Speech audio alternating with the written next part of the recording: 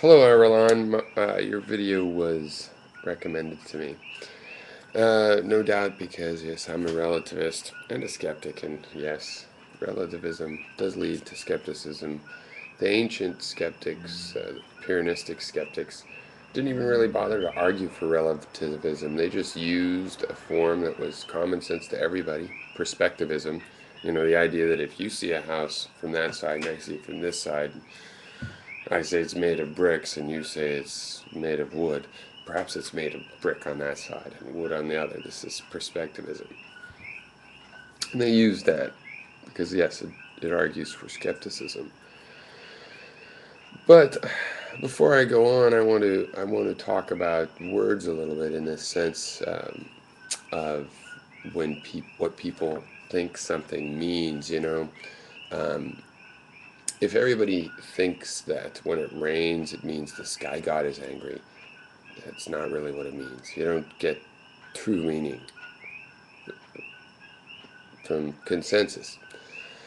The most valuable meaning philosophically is that which an individual can, in principle, right? You might have so many facts to collect. Maybe it takes longer than a human lifetime, and it takes more than one person in that sense. But an individual can confirm this. So, like with all the history of science, I can reproduce that in my lifetime. But I can spot check it. I can go do experiments for myself. And I have in school, they make you do that kind of thing. So, like I've done the Michelson-Morley experiment that disproved the idea of an ether. And I confirmed that. Now, when I study relativism, I do it in that way. So the people that have thought that relativism means uh, anything goes and all the rest of it, um, that's not what it's really ever meant. Not technically, and in a lot of cases, not to relativists. Now, the people that call themselves moral relativists, that's been a lot of nihilists and the anything goes crowd. And there's certain skeptics like that are nihilists. But classically, that's not what skepticism is. Skeptic doesn't even come from the word for doubt. It comes from the word to think. It's people that think there's always another question. There's always an open question. That's all. What does the word define? There's an absolute definition. There's always a question about anything. Okay, so first the simple thing. Um, Saying that everything's relative is not an absolute statement. Now, granted, an absolutist would tend to think so because of the kinds of assumptions they make, in this case about language. But the fact is, when I say everything is relative, that is not an absolute statement. You know why? Because language isn't absolute. Because the word everything and is and relative are not absolute. So, yeah, this is the point that you said about it. What do you mean by that? Yeah, and it's also that there's a lot of different things that can be meant. Sentences have multiple interpretations.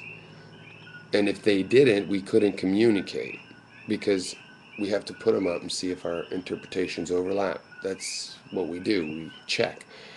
And that's what the word relative means. It doesn't mean nihilism.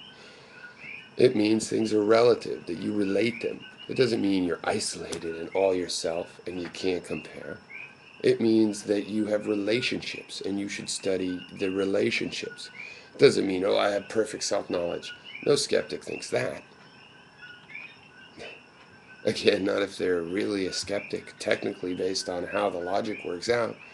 You know, you have to be skeptical about all knowledge, including knowledge of yourself.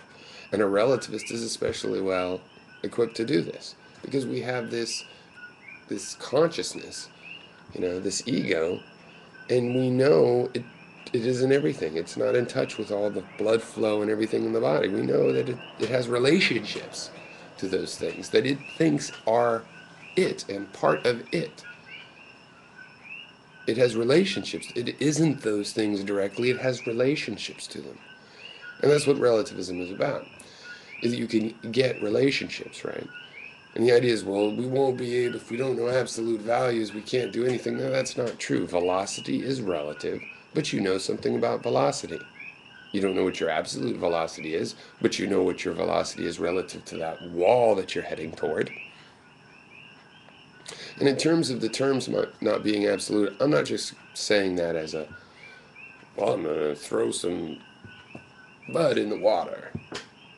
We don't know. No, I'm going to complete that. The term relative has not meant the same thing over the history of those advocating it. You know, the ancient skeptics had this perspectivism understood. That's a common sense. Everybody understands the perspectivism. But like many people, they could see how that would resolve.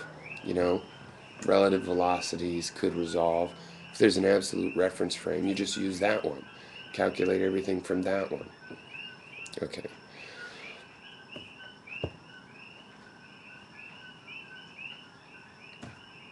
Then, now we've got this idea or subsequently, because now we have yet another third one.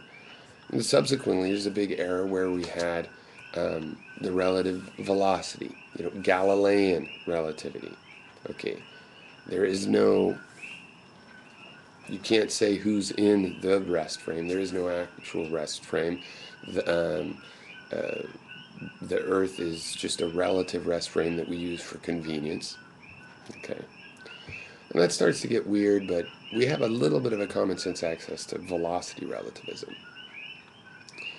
I'll just leave it at that and assume you know everybody can picture that somewhat. But it's still weird that if two bodies are in space, I think you're moving, you think I'm moving, and neither one of us can say which is correct. It is relative. We are both moving, and we're both still. But there's not a rest frame where we're both still. There are rest frames where we're both moving, however. I don't think there's a rest frame where we're both still. But you can start to make assertions like this with relativity because you can compare. So as long as you have two things, you're doing okay. So, you know, this example of the mountain is very interesting. First of all, just for philosophical humor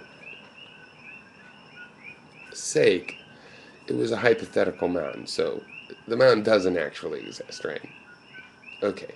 That's worth pointing out in this kind of conversation. Let's say we're talking about a real mountain, and I say there's a mountain over there. But for you, maybe there's no mountain over there. And what's the problem with that? Yeah, maybe I'm hallucinating. Maybe that's more specific. I say there's a mountain to the north, and you look north, and there's no mountain there because you're not in the same location as me. See, we've left out all kinds of statements that we could assume, but I'm not inclined, when I'm being careful epistemologically, to assume those things. And it's not a hard problem, though. You know why? You know what we do? We don't rely on logic to answer that. We both check, right? There's not a logic that I see a mountain, therefore it really exists and everybody will see it. No, we just both check. We both look. We look to the north. There's a mountain there. And I'm not even in your location. I'm 5 miles that way, but sure enough, to the north, mountain. We check. Okay, now that's where building reality from consensus comes from, is that we extend our information gathering with communication such that, albeit with an extra interaction, we gather information from other people's senses. Right? And we expand our own information. And that's a neat way to think about it because it sort of is that way. But on the other hand, technically, it's still our information, right? I still get this information through my senses. It's just sometimes those senses hear you talking.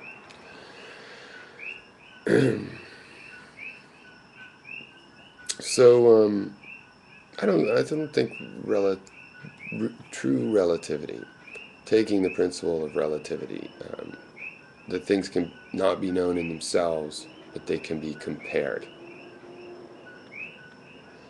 I think that's obviously not isolating, because you don't know in yourself, even about yourself. You don't know about it. It implies, when you take it to the human level, out of the technical, it implies you don't even know yourself. You know, the dictum "know thyself" means you have to know your relationships to other things. You can't